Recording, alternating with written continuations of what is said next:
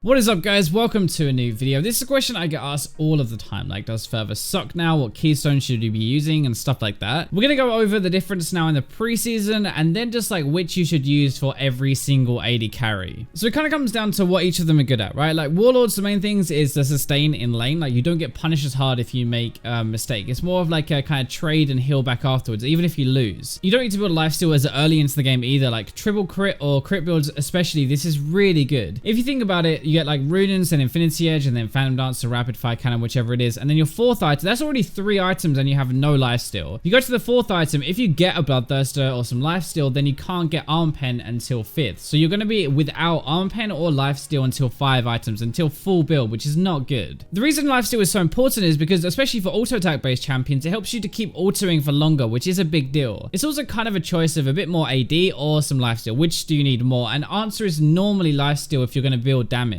With Fervor, the main thing it's good at is extended trades in lane. Like they are so much better. You're really about like the long fight, not the short trade and heal back up afterwards like with Warlords. You keep fighting, you keep stacking the Fervor, and you're doing more and more damage as it goes on. Like the extra 30 AD over a long fight means you almost always are going to win it. It's also if you use a lot of auto attacks and abilities together. The extra AD is going to buff both of them, remember? So if you only use it for one of them, then you aren't really making the full use out of it. If you're building lifesteal as well early, then you don't really need Warlords as much, right? Or if you stay at the back and you aren't getting hit, just remember Warlords only starts giving you the good stuff at like 50% health. There are a few different ones like Deathfire Touch, for example. That's relying on abilities mostly and not many auto attacks. It's also when you stack a lot of AD and Arm Pen, which contributes to the Deathfire Touch ratio. Thunderlords will be better for the lane phase, a bit more burst damage, and actually Courage of the Colossus is really cheesy. It shields some of the damage you take in trades in the lane phase. In teamfights, it can help you stay alive a little bit. It's not optimal, but it is kind of fun. Overall, different playstyles which suit different champions, but in general, Warlords is going to be better right now in the preseason. There are a lot of problems with Fervor, like basically half the damage it used to be now on auto attack. 60 AD versus 115-ish on hit damage at level 18. It lasted 6 seconds before, so more breathing room, and 8 stacks, not 10, so you're getting the full benefit a lot earlier into a fight. It doesn't really make sense because it now lasts less time, but you have to stack it more, so it's like both of those got hit. Runes is the really big thing though. It's a much bigger nerf because of this than you actually think. On hit damage, which is what Fervor used to be, applied fully on all 3 targets you hit with Runes. So at level 18, that could be around 350 damage across the 3 targets, plus any crits or any like actual auto damage. That was just from Fervor, right? Just from the 115 applied to all 3 of them. The basic attack damage now, which the AD from Fervor instead in the preseason buffs, only deals 25% on the extra bolts. So really, it's going to be that 60 AD buffed for the main target you hit, but only 15 extra effectively for the 2 others. That's 90 extra damage now from Fervor, from the AD from it, versus 350 from the on-hit damage last season. Now you can kind of see why it's such a big difference. So for triple crit, this means like Runes, Infinity Edge, Phantom Dance, or Rapid Fire, whichever other attack speed you get, you're getting much less damage now than you used to. Plus with Warlords instead, you'd actually heal on all 3 of those targets. Plus remember, you are building triple damage items, like full damage items for your first 3. A bit of extra AD isn't going to make that much difference, whereas having some lifesteal because you don't actually have any yet will do. For almost every single auto attack champion who is building triple crit right now, which is the preferred build for most auto attacking champions, Warlords is just going to offer way more than Fervor. That should kind of explain why I think Warlords is better now, but I guess the main stuff. Okay, first one, Fervor is pretty poop now anyway with 10 stacks, 4 seconds, and only AD. We build lifesteal in the game later, so Warlords is now worth a bit more just naturally on its own. We need some kind of sustain to keep doing damage if we get hit by anything. The third thing is Fervor with Runes is really bad now, so much worse than it used to be, and Warlords is pretty decent at healing from all 3 of the bolts. The fourth and final thing is Warlords actually gives you an easier lane phase. If you're not that comfortable playing AD carry, if it's your off role or you're just not as good yet at AD carry, then you're less likely to fall behind because you can heal back up after taking a bad trade. So that basically covers the theory behind the Keystones now that you're going to use on an AD carry. But what we're going to do now is go through each and every one of the AD carries that are being played in preseason and go over what Keystones you should be taking. We're going to look at the best so far statistically and also what Korea's doing as well, just to see if there are any differences or if there actually is an agreed kind of best Keystone for each one. I'm going to go in order of popularity, so the most popular first and the least popular last, and Vayne is going to be the first one, no real surprise, right? And it's actually going to be Warlords across the board. The reason why is because she builds crit right now and not lifesteal early anymore, so you're up close, you are actually diving into fights, and you want that lifesteal for the fights and the lane phase as well. It's not the strongest lane in the world. For Caitlyn, Fervor is most popular right now, but Warlords is actually a better win rate, and it's the same over in Korea. The reason why is because of the triple crit, right? With the Runes, it's not as good with Fervor anymore. It doesn't really add as much damage as it it was doing before, and you have no lifesteal if you're building these 3 crit items. For Jhin, nothing has changed. It's Death by Touch here and in career, and the reason why is because his passive gives you so much AD for the Death by Touch damage. Like, it stacks up so much and it contributes so much to the AD ratio. You actually do so much with the burn. I said so much a lot in that last sentence, but I'm gonna leave that anyway. Ezreal is the next one, and it's Fervor across the board. AD actually buffs your Q damage and auto attack, so the extra AD you get from applying the Fervor and stacking up actually contributes to your Q damage as well, which is exactly what we want. You're also very safe, so Warlords is less valuable. Lucian, Fervor is kind of the same deal as Ezreal because your passive 2-shot stack it faster, so that's really good anyway, but use the AD for your auto attacks but abilities too. Lucian is like a spell slinger, right? He uses auto attacks a lot for his damage, sure, but actually a lot of it comes from his abilities like his Q, and the extra AD you're getting from Fervor that stacks faster is going to be buffing all of that damage and your ultimate damage too. With Jinx, it's the same deal as Kayn basically. Fervor is most popular right now just because I guess that's what everyone's defaulting to, but Warlords has a better win rate. The triple crit with Runins is going to be the biggest reason why I think actually right now Fervor is not as good on Jinx anymore, and you get no lifesteal if you're going to build triple crit. Plus, if there's a tank on the enemy team, once you get to your 4th item, you need Last Whisper. You can't really afford to get a Bloodthirster, so that means low lifesteal until last. The reason this is such a big deal is because if you take any single damage in a teamfight, if you get hit by anything, if anyone touches you, you're going to stay on that health for pretty much the rest of the fight apart from your heal. With Misfortune, she has stuck with Death by Touch, and the reason why is because you're mostly using abilities for damage and not your auto attacks anyway. You stack AD and it applies with your Q and your ultimate, which is really good synergy. For Ashe, it's the same as the other auto attack based champions. Fervor is most common, but Warlords is the highest win rate. Obviously, there is the triple crit thing with Runins and you have no life, so you're not building it early, but she has another reason actually, because her Q applies lifesteal fully, so it's really good when you're actually like